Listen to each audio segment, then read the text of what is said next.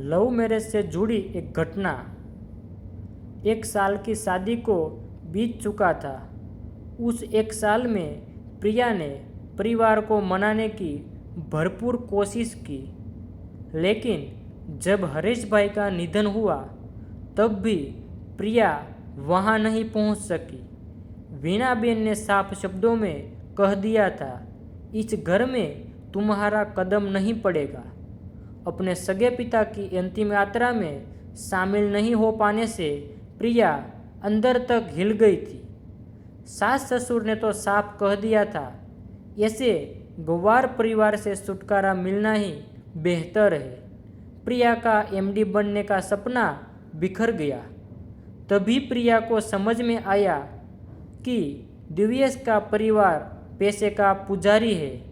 रविवार या त्योहारों में दिन जब प्रिया दिव्येश से कहती कि अपने परिवार से मिलने चलो, तो जवाब सास ससुर से ही मिलता है, वे सब गांव में रहते हैं, हम तो केवल खास मौक़ों पर ही वहां जाते हैं। दिव्येश तो वहां एक पल भी नहीं रुक पाता। कभी जब प्रिया दान पुण्य की बात करती तो सुनने को मिलता, लोगों को मुफ्त में खाने की आदत पड़ गई है, हर कोई अपने कर्म भुगत रहा है। इस तरह की सोच प्रिया को कभी भी समझ नहीं आती थी। कभी छुट्टी के दिन दिव्येश के दोस्तों की महफिल किसी मशहूर होटल में जमती, महंगे और आलीशान खाने होते। कुल मिलाकर संपत्ति की शक्काशोथ में प्रिया भीगती चली जा रही थी, लेकिन उसका मन अंदर से उजलता जा रहा था। लव मैरिज से पहले प्रिया ने दिव्येश से कहा था कि उसका समाज पिछड़ा हुआ है और शादी के बाद वे मिलकर समाज में जागरूकता फैलाएंगे।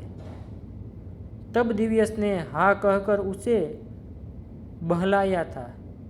अब वही दिव्येश कहता, जब तुम्हारे परिवार ने ही हमें नकार दिया है तो अब वहाँ कैसे जाए। प्रिया को अपना पुराना समाज याद आया, वो पिछड़ा हुआ समाज जहाँ इंसानियत और भावनाएं भरी हुई थी। सामूहिक विवाह में प्रिया की मंच पर जगह तय रहती, नेताओं के भाषणों में उसका जिक्र जरूर होता। प्रिया को समाज की बेटियों के लिए आदर्श बताया जाता। रविवार को सामाजिक कार्यक्रमों में हरीश भाई प्रिया को साथ ले जाते। शिक्षित लड़कियों प्रिया को दीदी कहकर सेल्फी लेने की होड़ करती। दीदी एक बार हमारे घर जरूर आइए कहती। पढ़ाई के मार्गदर्शन के लिए प्रिया बहुत बातें करती थी। सामान्य परिवार की लड़कियां भावुक होकर कहती, दीदी आपके बारे में सुन सुनकर हमारे माता पिता भी हमें पढ़ाई के लिए प्रेरित करते हैं। इतना कहकर कई लड़कियां रो पड़ती। जब प्रिया एमबीबीएस के 3रे वर्ष में थी, तब छुट्टियों में हरीश भाई उसे समाज में घुमाते रहते। 2 एमडी कर रहे लड़कों के घर वे प्रिया को 2-2 बार ले गए थे। प्रिया भी हरीश भाई के इरादे समझ गई थी। दोनों एमडी लड़कों के परिवार सामान्य थे। एक के आंगन में 4-5 भैंसें बंधी हुई थी। कभी ऐसे परिवारों में भी जाना होता जहां छत पर ढक्कन तक पूरा नहीं होता, फिर भी उनकी मेहमानबाजी लाजवाब होती। भूतकाल याद करते हुए प्रिया की आंखें भर आई, लेकिन पछताने से क्या फायदा। प्रिया को अपनी हीन भावना ने जकड़ लिया था।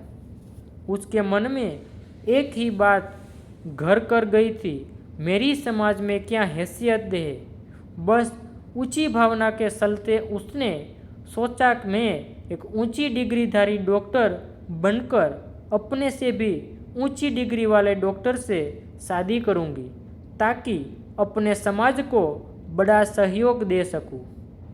एमडी कर रहे समाज के लड़के दिखने और व्यवहार में अच्छे होने के बावजूद उनके सामान्य घर देखकर प्रिया शादी के लिए तैयार नहीं हुई। और भी 2-3 लड़के योग्य थे, लेकिन यह समाज तो दूसरों के मुकाबले बेहद नीचे है, इसकी कोई वैल्यू नहीं है, ऐसा उसने लगातार लगता रहता था। और इसीलिए तो प्रिया एमबीबीएस के 3रे वर्ष में थी जब वह वैभवशाली जीवन जी रही दिव्येश की ओर आकर्षित हुई। वीणाबेन भी प्रिया के कदमों पर बहुत सोचती थी। आखिर दिल तो एक माँ की ही था, लेकिन दूसरी ओर सोचते ही वे लाचार हो जाती थी। जिस लड़की ने अपने सगे पिता का भी साथ नहीं दिया उसे अपना लूं, समाज पर इसके गहरे प्रभाव पड़ते, यह तय था। इसी बीच समाज में हाल की घटनाएं वीणाबेन की आंखों में ताज़ा हो उठी। समाज की लगभग 10 लड़कियां अन्य समाजों में लव मैरिज करके भाग गई थी। हाल के वर्षों में समाज के कई लड़कों ने उच्च शिक्षा प्राप्त की, लेकिन उनमें से कोई भी अब तक बाहरी समाज में शादी करके लड़की नहीं लाया था। समाज के नेता और सेवक इस विषय पर गंभीर मंथन कर रहे थे। वे लव मैरिज के विरोधी नहीं थे, बल्कि आधुनिक सोच वाले थे, लेकिन चिंता यह थी अगर ये घटनाएं बढ़ती गई तो समाज के लड़कों का क्या होगा। आर्थिक रूप से मजबूत समाजों में ऐसे रिश्तों का खास असर नहीं होता, लेकिन पिछड़े समाज में लड़कियों का इस तरह एक तरफा पलायन गंभीर समस्या बन सकता है। इन्हीं उजलों में हरेश भाई ने अपनी जान गंवा दी। इन्हीं सभी कारणों से वीणाबेन ने जीवन भर प्रिया को न अपनाने का फैसला कर लिया था और प्रिया अपने जीवन के अरमानों को दफन कर जीवन काट रही थी। मित्रों, यदि आपको यह वीडियो पसंद आया हो तो लाइक करें और अपने रिश्तेदारों एवं मित्रों के साथ शेयर करना न भूलें।